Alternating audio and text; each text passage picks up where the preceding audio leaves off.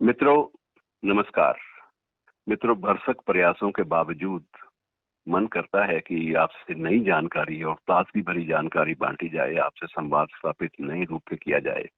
लेकिन हालात ऐसे हैं कि इन हालात में ना तो आप कुछ और सुनना चाहते हैं, आप भी चाहते हैं कि नवीनतम सामग्री मिले और कोई जानना भी नहीं चाहता कि और जिंदगी में क्या हो रहा है। लेकिन इसके बावजूद हम कोशिश करेंगे आपस में एक संवाद के जरिए से कि कुछ एक बातें भले ही कोरोना से जुड़ी हुई हों, लेकिन नए संदर्भों में हों। इसी संदर्भ में मित्रों, इन दिनों में एक शब्द का प्रयोग हो रहा है, कर्फ्यू। और कर्फ्यू भी शब्द जो है ये किस भाषा का है ये भी स्पष्ट अभी तक नहीं होता। लेकिन जो जानकारी जो मिली है उसके मुताबिक ये एक पुरानी फ्रेंच फ्रेज है और ये कौरे फ्यू के नाम से जानी जाती थी। कौरे फ्यू, इसका मतलब होता था कवर फायर। कौरे फ्यू के मैं स्पेलिंग भी आपकी जानकारी के लिए दोहरा देता हूँ, COUVRE और FEU, कौरे फ्यू। और इसका मतलब था कवर फायर। तो पहले पहले इसका प्रयोग कवर फायर के संदर्भ में किया गया और उसके बाद संदर्भ बदलते गए। फिर बेसबॉल जो एक खेल है उसमें कर्फ्यू का शब्द का इस्तेमाल भी होता है। उसका मतलब ये होता है कि एक ऐसा टाइम जब खेल समाप्त करना ही होता है, तो समय तय हो जाता है, उसे भी कर्फ्यू कहा जाता है। इसी तरह से एयरोनॉटिक जो अपनी विमानन की जो सेवाएं हैं, विमान सेवाएं हैं, उनका जो विज्ञान है एरोनॉटिक, उसमें भी एक शब्द आता है कर्फ्यू और उसका मतलब होता है कि नाइट फ्लाइंग रेस्ट्रिक्शंस। और मित्रों, अदब में भी इसकी चर्चा होती है। मुझे एक दो शेर भी याद आ रहे हैं, वो भी आपसे बांट लेता हूँ। तो एक अच्छा शेर है कि नहीं हो तुम तो ऐसा लग रहा है, कि नहीं हो तुम तो ऐसा लग रहा है कि जैसे शहर में कर्फ्यू लगा है। और इसी संदर्भ में आतंकवाद के दिनों में भी एक शेर आया था, तो वो भी आपसे बांट रहा हूँ कि कह कहे वो रत जगे वो सैर जुए बार की, कि कह कहे वो रत जगे वो सैर जुए बार की, एक कर्फ्यू मुझसे कैसे कैसे मंजर ले गया।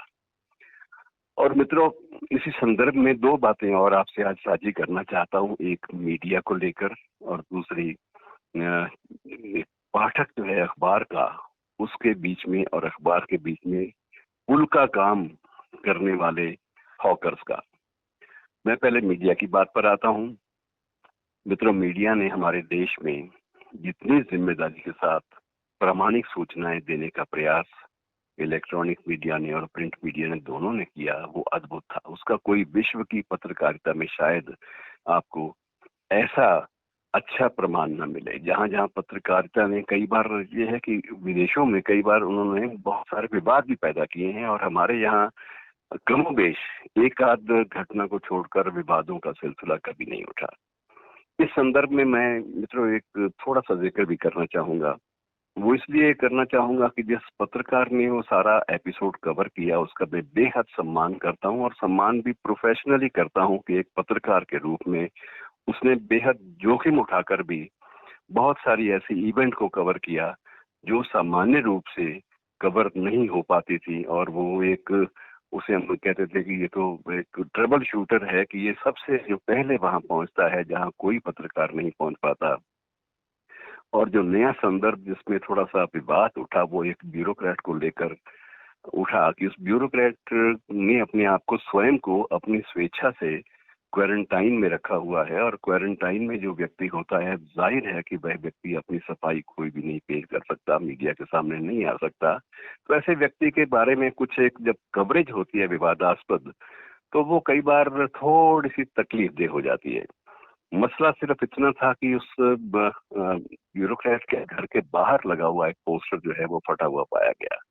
अब पोस्टर को ब्यूरोक्रेट ने फड़वाया होगा, ये एक प्रिजम्पशन जो है, ये प्रिजम्पशन अपने आप में बेहद निराधार सी लगती है। कई किसी वजह से फट गया, किसी ने शरारतवश फाड़ दिया, लेकिन वो अगर फटा भी पाया गया तो उस पर जिम्मेदारी स्थानीय प्रशासन की। जहाँ ये बंगलो है, जहाँ ये रेजिडेंस है, उस वहाँ के बाहर के जो प्रशासन, जो जिसका पूरा का पूरा अधिकार क्षेत्र होता है, उसकी जिम्मेदारी है कि वो इस बात को सुनिश्चित बनाया कि ये कोई भी बाहर का पोस्टर ना फट ना पाए।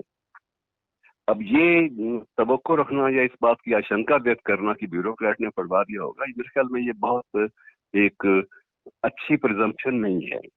और मैं क्योंकि पत्रकार का भी सम्मान करता हूँ और उस ब्यूरोक्रेट का भी सम्मान करता हूँ, तो थोड़ी तकलीफ होती है कि इन चीजों से बचा जाना चाहिए।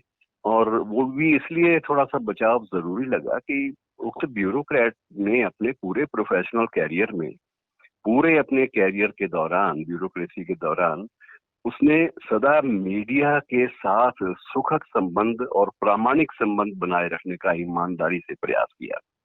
तो एक अनावश्यक विवाद से बचा जा सकता था, बहरहाल हुआ। और इससे ये नहीं है कि पत्रकार को हम लोग हाशिए पर सरका सके। पत्रकार की आजकल मीडिया में जो चैनल्स हैं उनके बीच में भी एक होड़ है कि नई चीज देने की, और उस होड़ में एक घटना जो सामने नजर आ गई, उस घटना को आउट ऑफ प्रोपोर्शन कई बार ब्लो कर दिया जाता है। तो थोड़ी सी तकलीफ होती है, इसलिए कि वो पत्रकार की छवि भी अक्षुण्ण अब तक रही है और ब्यूरोक्रेट की छवि भी। और ऐसे मसले ज्यादा नहीं हैं। ये अच्छी बात है कि हमारे यहाँ बहुत ज्यादा ये मसले, ऐसे विवाद जो है कभी खड़े नहीं हुए। और उम्मीद की जानी चाहिए कि मीडिया इससे बचा रहेगा, क्योंकि मीडिया, भारतीय मीडिया की एक विशिष्ट पहचान रही है कि उसने प्रामाणिकता का दामन कभी नहीं छोड़ा। और दूसरी बात मैं समझता हूँ जो विशेष रूप से जिसका उल्लेख मैं करना चाहूंगा, वो है अखबार बेचने वाले हॉकर मित्रों। हॉकर्स के बारे में पिछले कुछ दिनों एक मिथ्या प्रचार सा आ गया था कि ये जो अखबार हैं, जो प्रिंट मीडिया है, ये भी कोरोना फैलाने में सहायक सिद्ध हो रहा है। जबकि ये बिल्कुल मिथ्या प्रचार था। और जब प्रिंटिंग होती है तो बड़े बड़े जो प्रिंटिंग वाले हाउसेज हैं, मीडिया हाउसेज हैं, वो इस बात को सुनिश्चित बनाते हैं कि जो न्यूज प्रिंट भी प्रयोग हो रहा है, जो कागज भी लग रहा है, उसकी जांच साथ साथ चलती रहे प्रिंटिंग के प्रोसेस में ही।